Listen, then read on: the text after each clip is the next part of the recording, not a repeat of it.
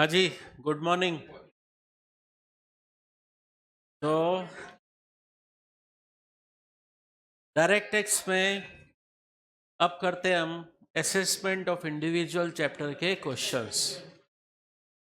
मैंने आपको बोला था कि एग्जाम में बड़े क्वेश्चंस आते हैं, जो तकरीबन मैक्सिमम केस में क्या होता है, फर्स्ट क्वेश्चन ही होता है, बड़ा क्वेश्चन होता है 12 नंबर का, कभी 16 नंबर का, 12 या 16 नंबर का एक बड़ा क्वेश्चन होता है। उस क्वेश्चन में आपसे सब कुछ पूछ लिया जाता है, 5 head, deduction, set of carry forward, tax liability calculate करना, सब कुछ, रेजिडेंशियल स्टेटस, सब कुछ। तो ऐसे क्वेश्चंस आपके शुरू हो रहे हैं क्वेश्चन नंबर 11 से, मतलब जिसमें एक तरीके से आप ये मानो कि आपका तो रिवीजन हो रहा है, आपका तो एक तरीके से रिवीजन हो रहा है। क्वेश्चन नंबर 11 मैं कराऊंगा, इसमें से 11 से लेकर कितने क्वेश्चन है, 19 तक है। क्वेश्चन नंबर 11 मैं कराऊंगा, इसमें से नहीं, कौन से होमवर्क में रहेंगे, कौन से मैं कराऊंगा, मैं पहले बता देता हूं। मैं क्वेश्चन नंबर 11 कराऊंगा, नहीं, क्वेश्चन नंबर 11 मुझे कराना है। क्वेश्चन नंबर 12, क्वेश्चन नंबर 12 आपका होमवर्क है। 13 ये होमवर्क है, ये आज कर लेना, 12 और 13। 14, 12, 13, 14 ये आज आप कर लेना।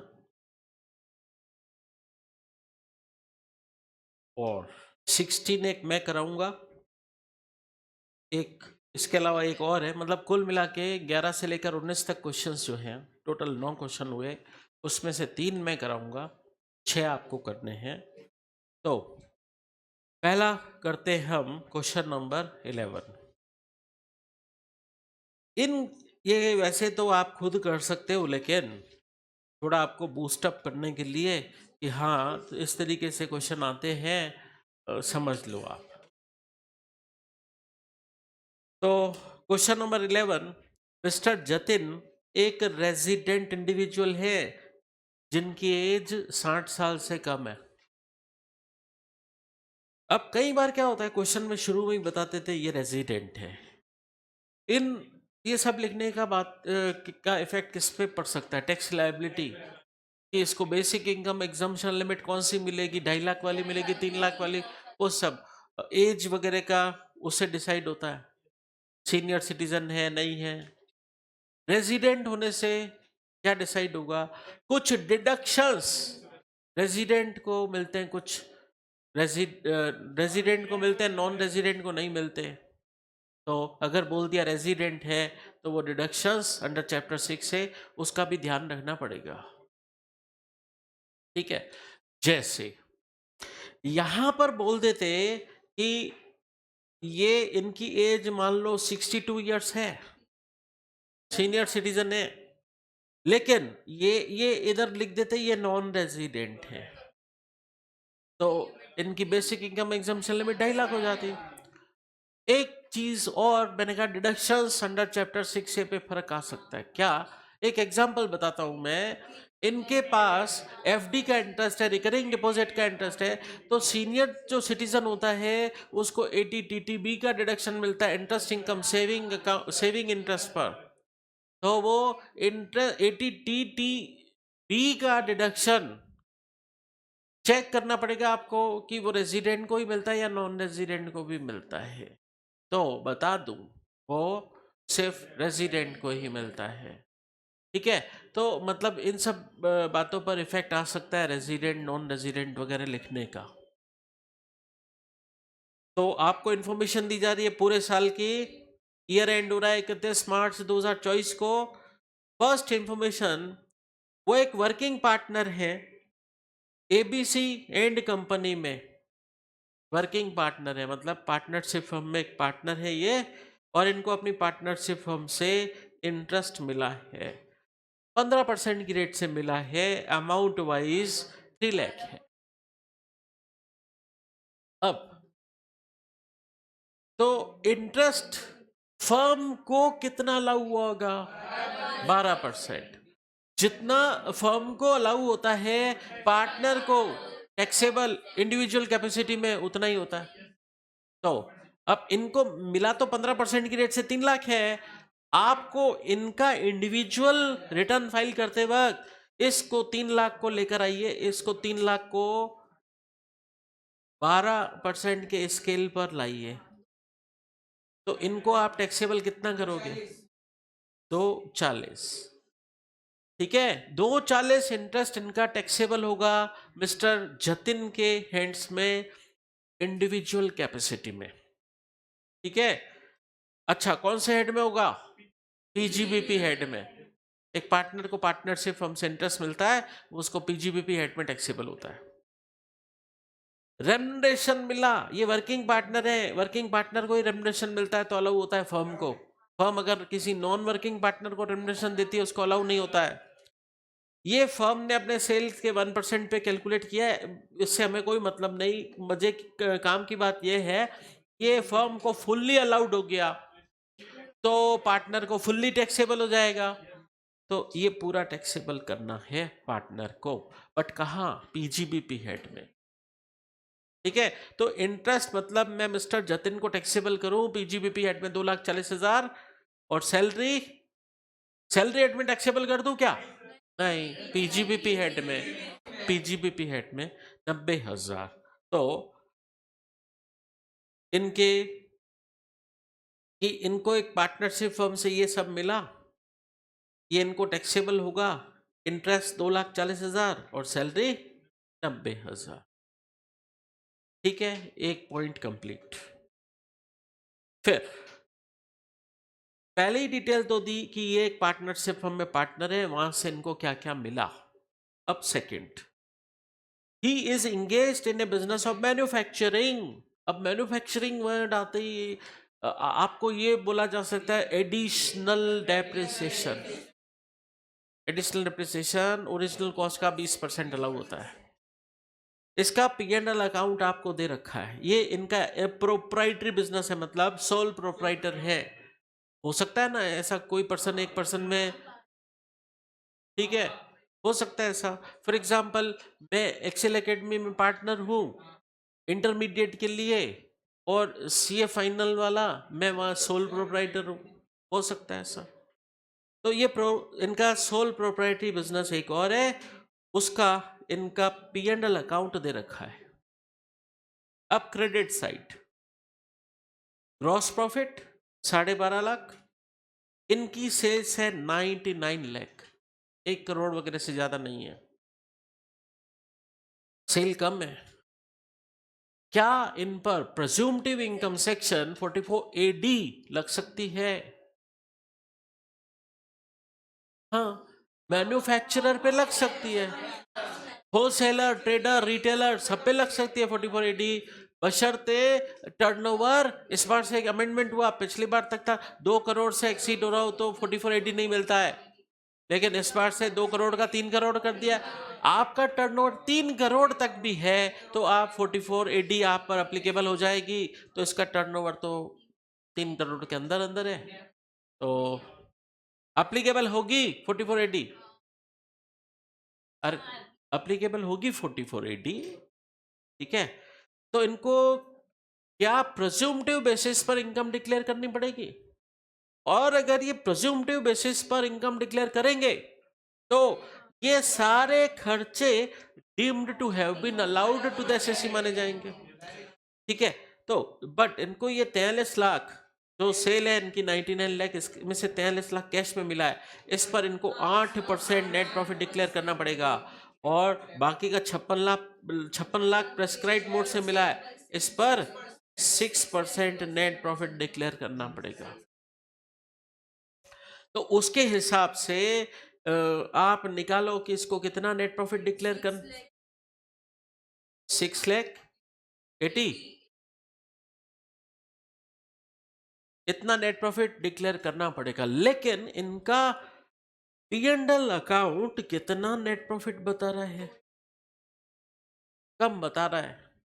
तो इनको मिनिमम ये प्रॉफिट तो मानना ही पड़ेगा। तो प्रेज्यूम्टिव बेसिस पर इनकम डिक्लेयर करनी पड़ेगी 6,80,000। तो बट अभी जो नेट प्रॉफिट आ रहा है वो सीधे सीधे थोड़ी ना उठा लेना है और डिसीजन मेकिंग ऐसे थोड़ी ना कर लेनी है। हमें तो पहले इनकम टैक्स के सारे प्रोविजन अप्लाई करके टैक्सेबल प्रॉफिट निकालना है, उसको कंपेयर करना है इस प्रेज्यूम्टिव इनकम वाले 44AD से। तो हमें एडजस्टमेंट तो करने पड़ेंगे ताकि करेक्ट टैक्सेबल प्रॉफिट आए। फिर जो करेक्ट टैक्सेबल प्रॉफिट आएगा उसको इससे कंपेयर किया जाएगा। तो करेक्ट टैक्सेबल प्रॉफिट निकालने के लिए काम करते हैं। P&L अकाउंट का इसका पूरा पोस्टमार्टम करना पड़ेगा। मैंने बोला शुरुआत आप कहां से करोगे? Net profit as per P&L account उठा लोगे, उसमें एडलेस करोगे। तो आप उठा लीजिए नेट प्रॉफिट। नेट प्रॉफिट आप उठा लीजिए, इनका 4,32,000 एज पर P&L अकाउंट। इसमें एडलेस करने का काम करना है अभी। तो सबसे पहले क्या करेंगे? क्रेडिट साइड देखेंगे। करने का एक ही पैटर्न रखा करो। तो क्रेडिट साइड में इसके बैंक एफडी का इंटरेस्ट है, ये अदर सोर्सेज हेड में टैक्सेबल होता है। तो टैक्सेबल बिजनेस प्रॉफिट निकालने के लिए हटाऊं, इस इनकम को लेस करूं, तो 45,000 लेस करूं। और एग्रीकल्चरल इनकम भी एग्जाम्प्ट होती है, ये भी हटाऊं, लेस करूं। और पेंशन फ्रॉम LIC जीवन धारा, ये अदर सोर्सेज हेड में टैक्सेबल। तो कुल मिलाकर ये वाली इनकम मेरे income from other sources head में टैक्सेबल है और ये वाली भी income from other sources head में टैक्सेबल है, जबकि ये तो एग्जेम्प्ट है। लेकिन एग्रीकल्चरल इनकम आउटसाइड इंडिया की है, इन इंडिया की नहीं बताया। In the absence of specific information मैं इसे इन इंडिया की मानूंगा। इन इंडिया की मानूंगा तो ये देखो 5,000 के ऊपर है। तो टैक्स लायबिलिटी कंप्यूट करने की अगर बात इन्होंने बोल दी तो पार्सल इंटीग्रेशन की स्कीम भी लगेगी टैक्स लायबिलिटी कंप्यूट करते वक्त। ठीक है, खैर अभी मैं बिजनेस इनकम निकालने पर अपना फोकस रखता हूं। तो ये सब लेस हो जाएगा, ये सब लेस हो गए अभी। अब आपका क्रेडिट साइड निपट गया, अब डेबिट साइड में आते हैं। सैलरी से 1,20,000 नीचे कोई इंफॉर्मेशन है क्या? Salary includes 15,000 by way of single cash payment to a manager. आपने सेक्शन एक लगता है 48(3), जिसमें आप मोर देन अगर कोई एक्सपेंस का पेमेंट कर रहे हो otherwise than by specified mode कर रहे हो तो वो डिसअलाउ हो जाता है।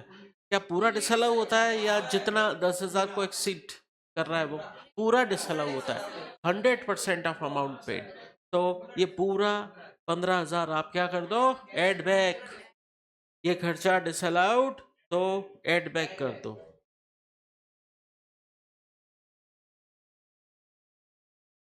तो ये एड बैक कर दें।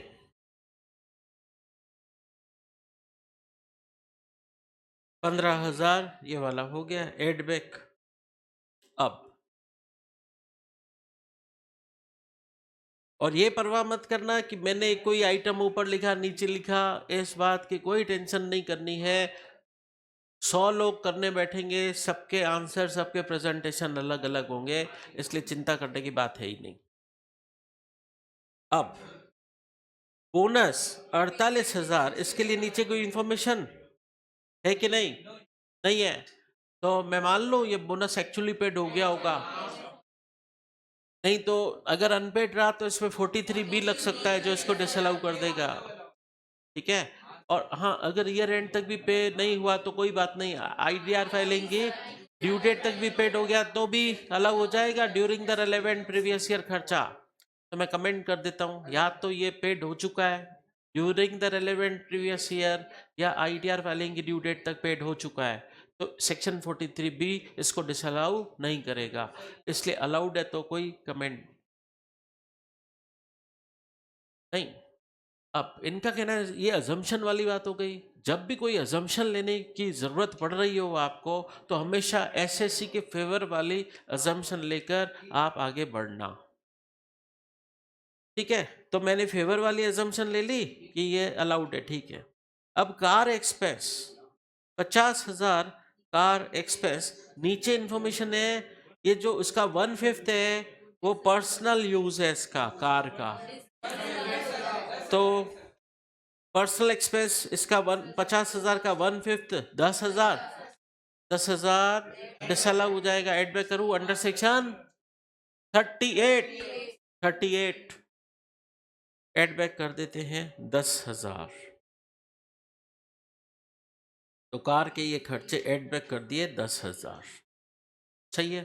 अब मशीनरी रिपेयर 2,34,000 अलाउ है। मशीनरी रिपेयर सेक्शन 31 बिल्डिंग की रिपेयर 30, मशीन की 31। तो नीचे कोई इंफॉर्मेशन इसकी ऐसी कोई कॉन्ट्ररी दे नहीं रखी है जिसकी वजह से मैं इसको डिसअलाउ कर दूं, तो मैं इसको अलाउड मानता हूं अंडर सेक्शन 31। तो no treatment. Advance tax disallow 40 small a, ठीक है, एड बैक कर दूं इसको 70,000 को। डीटी में डीटी अलाउ नहीं है, तो एड बैक कर देता हूं इसको 40, इसको एडवांस टैक्स को एड बैक कर दिया। फिर डेप्रिसिएशन कार का भी दे रखा है, मशीन का भी दे रखा है। डेप्रिसिएशन कार का दे रखा है और मशीन का भी दे रखा है। ये अकाउंट्स वाला डिसअलाउ एड बैक सही नहीं मानते हम। फिर हम इनकम टैक्स वाला अलग से कैलकुलेट करेंगे। आपको ओपनिंग डब्ल्यूडीवी दे रखी है, ये नाम भले ही डब्ल्यूडीवी बोले बट इनके बोलने से नहीं होगा, ये ओपनिंग डेप्रिशिएटेड वैल्यू है ना कि डब्ल्यूडीवी। तो कार की आपको दे रखी है ओपनिंग डेप्रिशिएटेड वैल्यू 3 लाख, ठीक है। और मशीनरी, ये मशीनरी है ओपनिंग में शामिल, लेकिन ये 179 डेज के लिए यूज हुई है।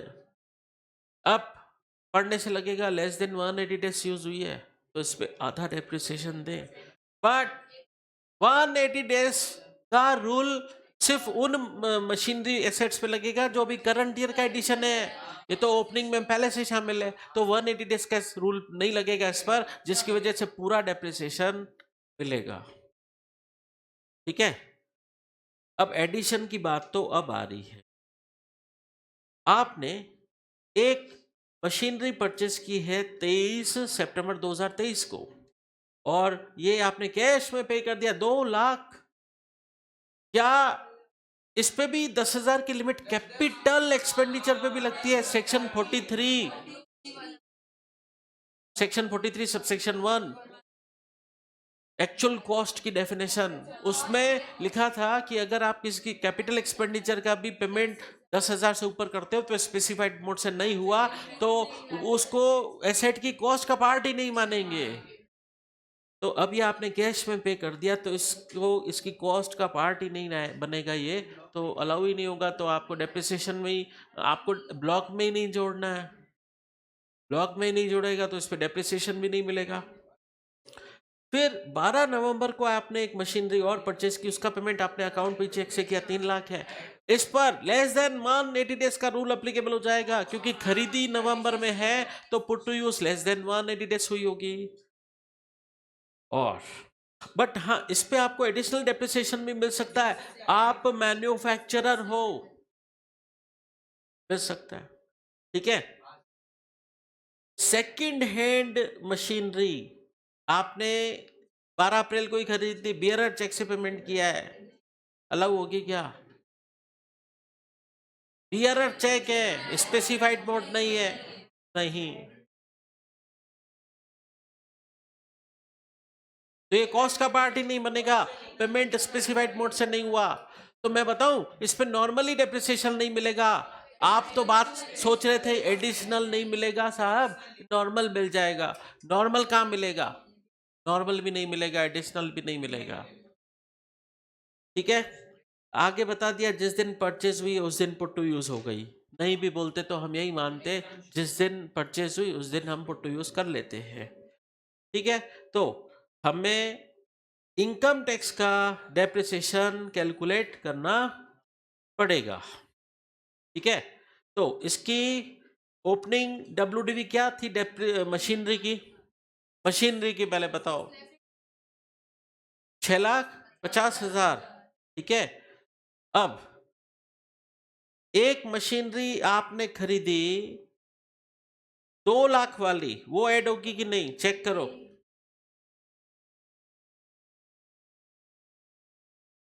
नहीं होगी ऐड। ऐड तो सिर्फ ये 3 लाख वाली होनी है, और उसमें भी आधा डेप्रिसिएशन मिलना है। ठीक है, तो ऐड कितना करूं मैं? यहां पर कमेंट्री सब लिखी हुई है कि 3 लाख पर ही मैं ले रहा हूं डेप्रिसिएशन, और 180 डेज के रूल की वजह से ये 15% है फुल डेप्रिसिएशन रेट, आधा ले रहा हूं। यही लिया है, बाकी नहीं लिया है। ठीक है, और उस मशीनरी पर एडिशनल भी कैलकुलेट होगा क्या? बोलो। हाँ, लेकिन चूंकि वो less than 180 days put to use हुई है, तो 20 का आधा। 180 डेज का रूल नॉर्मल डेप्रिसिएशन में भी लगता है, एडिशनल पे भी लगता है, तो 20 का आधा 10, इतना मिलेगा।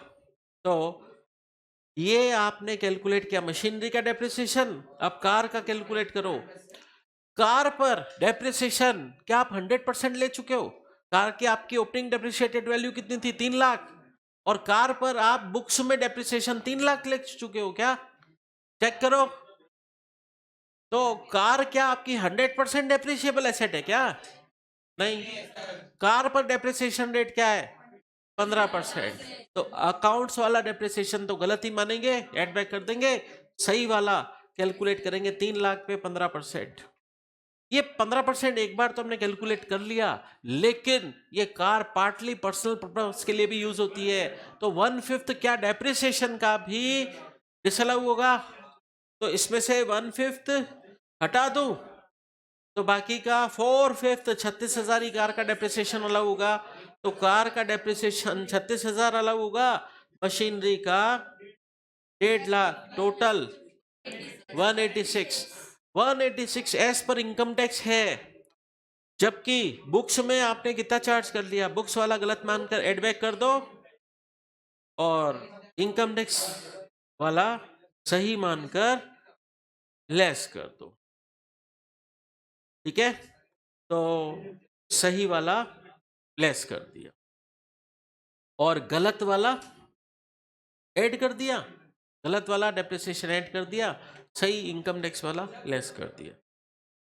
अब चेक कर लो एक बार, आपने क्या पीजीबीपी हेड के सारे प्रोविजंस का इफेक्ट दे दिया? आपका पीएनएल अकाउंट खत्म हो गया ना?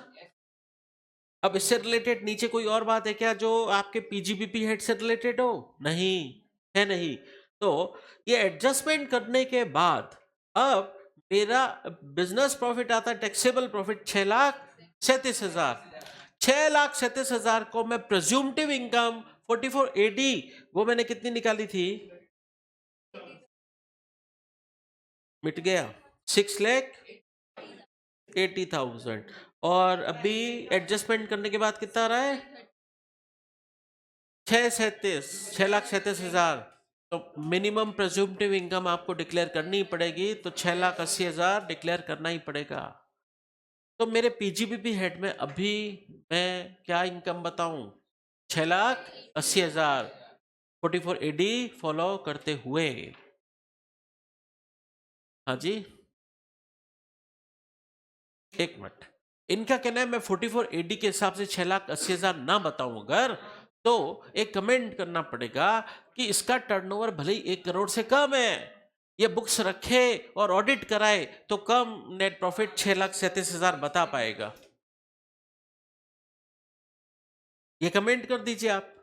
तो ठीक है, ठीक है, नहीं तो आपको प्रेज्यूम्टिव इनकम सेक्शन के हिसाब से 6,80,000 बताना पड़ेगा। ठीक है,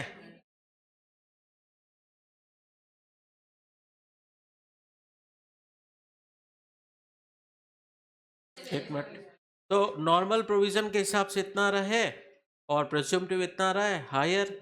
ये आप कमेंट करके आंसर बदल सकते हो, ठीक है, आपकी इच्छा है।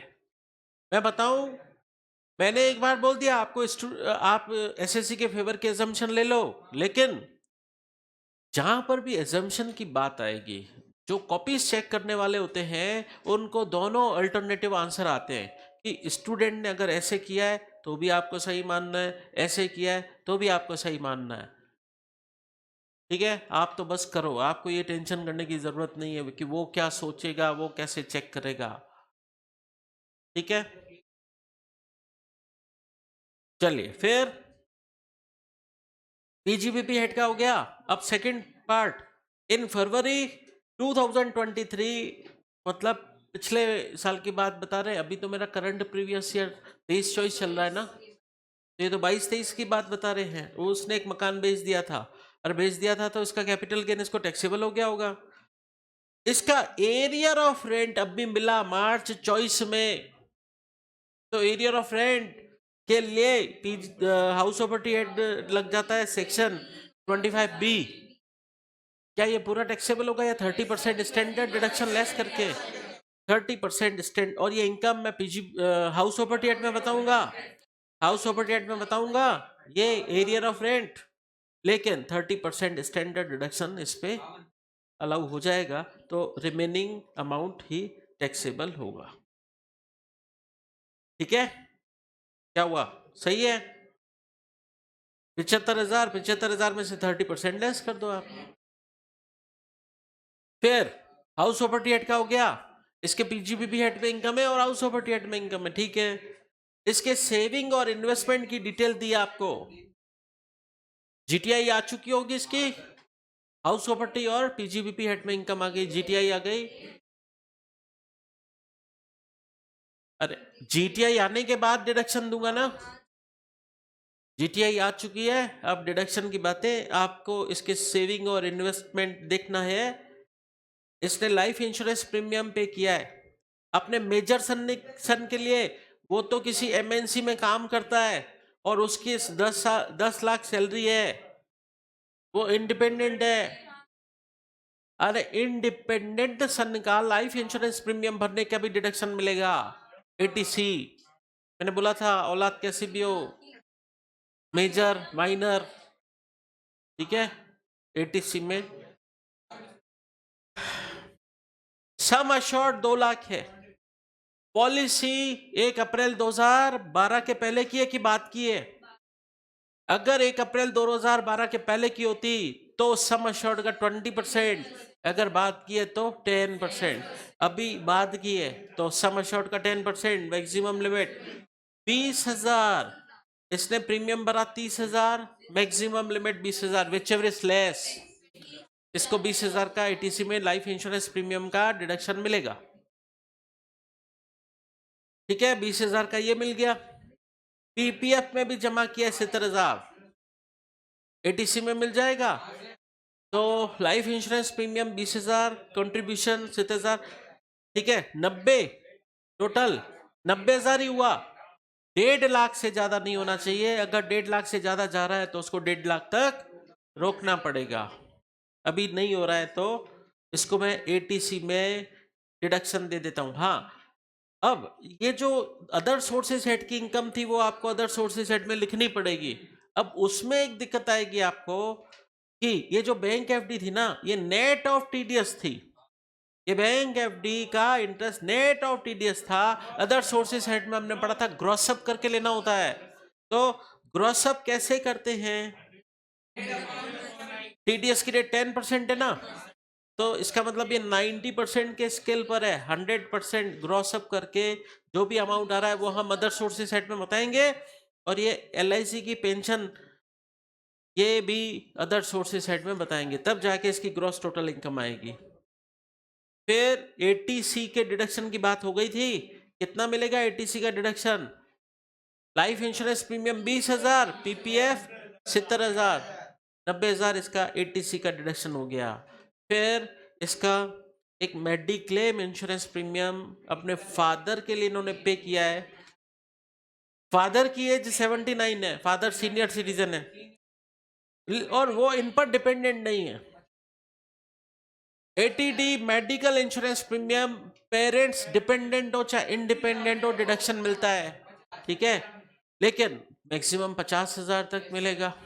ये 52,000 पे किया इन्होंने, 50,000 का ही मिलेगा मैक्सिमम एटीडी। तो एटीडी का डिडक्शन ले लीजिए आप, मैक्सिमम 50,000 तक। तो चैप्टर 6 से के डिडक्शन कितने हुए? 90,000 प्लस 50,000, 140, इनकी टोटल इनकम आ गई। अब क्वेश्चन में पूछा क्या था? सिर्फ टोटल इनकम निकालने को पूछा था या टैक्स लायबिलिटी भी कैलकुलेट करने को पूछा था? क्या क्वेश्चन की आस्किंग क्या है? You are required to compute total income assuming ये रेगुलर टैक्स रेजिम फॉलो कर रहा है, तो आपको सिर्फ टोटल इनकम निकालने का बोला था, तो टैक्स लायबिलिटी आपको नहीं निकालनी है। अगर आपको क्वेश्चन में बोल देते कि total income and tax liability, तो टैक्स लायबिलिटी कंप्यूट करते वक्त आपको पार्शियल इंटीग्रेशन की स्कीम ध्यान रखनी पड़ती, क्योंकि इसके पास एग्रीकल्चर इनकम 5,000 के ऊपर है। समझे बात? तो इस तरीके से बड़ा क्वेश्चन आता है जिसमें ये काफ़ी सारे पॉइंट डाल देते हैं। ये 12-16 नंबर का आता रहता है, 12 नंबर का, 16 नंबर का। हाँ बस, क्या बहुत है? हाँ बस ये छोटा सा ही तो, ये तो अभी झलकी है ये, मतलब हाँ ठीक है। अब होमवर्क में आप कर लेंगे क्वेश्चन नंबर 12, 13, 14, 12, 13, 14 तक कल तक आपका मतलब हो जाना चाहिए आज। कल इसके आगे बात करेंगे। चलिए आज की क्लास में इतना ही।